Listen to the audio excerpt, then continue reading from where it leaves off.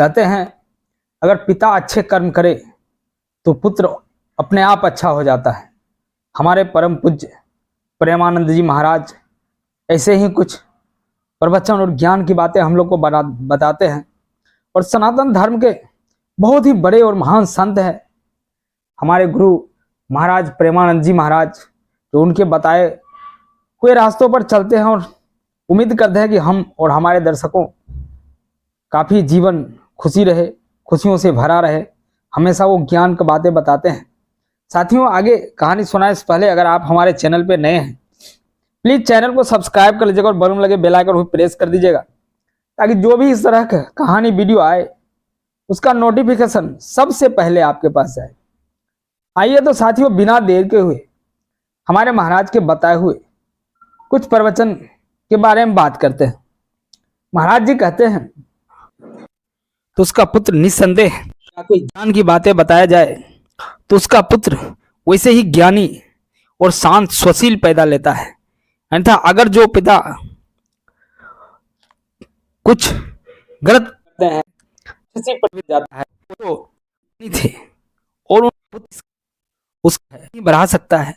हर व्यक्ति तो बढ़ा, वो अपना कुटिया बसाकर रहने लगे और वहां जो भी आता उस सबको प्रणाम करते और अपना पुत्र को भी बोलते कि प्रणाम करो उनको।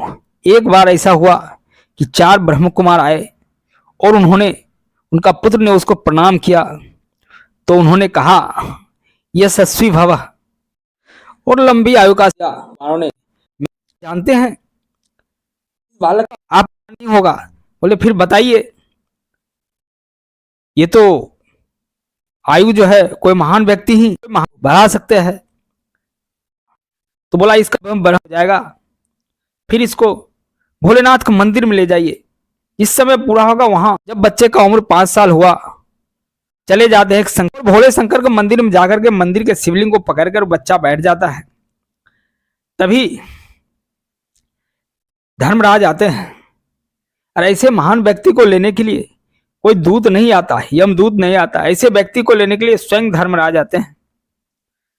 तब वहां जैसे ही धर्मराज आते हैं तो वहां चारों ब्रह्म कुमार खड़े हो जाते हैं। तब धर्मराज कहते हैं आप अगर रास्ता दें, जगह दें, तो मैं इस बालक को ले जाऊं, क्योंकि इसका आयु पूरा हो गया है, मैं इसे लेने आया हूं। तत्पश्चात ब्रह्म कुमार कहते हैं नहीं, इसका तो हमने लंबी आयु का आशीर्वाद दिया है। लेकिन धर्मराज कहते हैं नहीं, इसका आयु पूरा हो गया है, सिर्फ आप हमें रास्ता दीजिए, मैं इसको लेने के लिए आया हूं, मैं इसको लेके ही जाऊंगा। ऐसे ही बातचीत चल रही थी, स्वयं शंकर भगवान प्रकट हो जाते हैं और कहते हैं नहीं, इसको नहीं ले जा सकते। बोला क्या हुआ?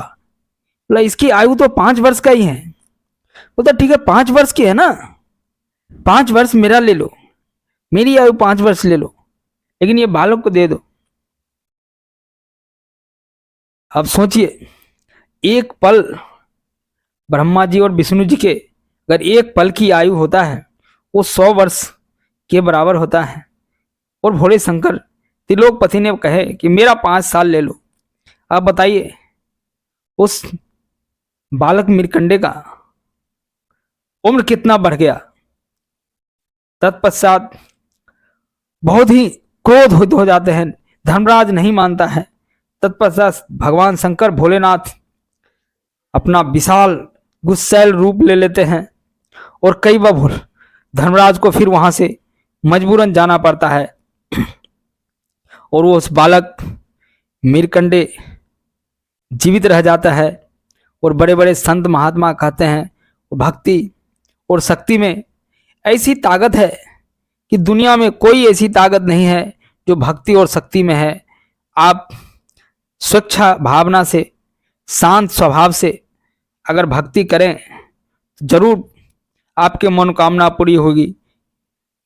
महाराज प्रेमानंद जी ये कहानी के माध्यम से जो सबको बताने की कोशिश किए हैं कि आप भक्ति कीजिए, कर्म कीजिए, फल तो अपने आप आपके पास आएगा, आप फल की चिंता ना करें।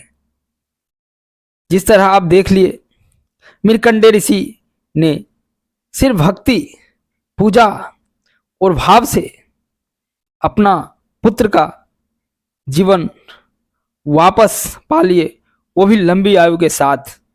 ऐसे जीवन बार बार नहीं मिलते हैं।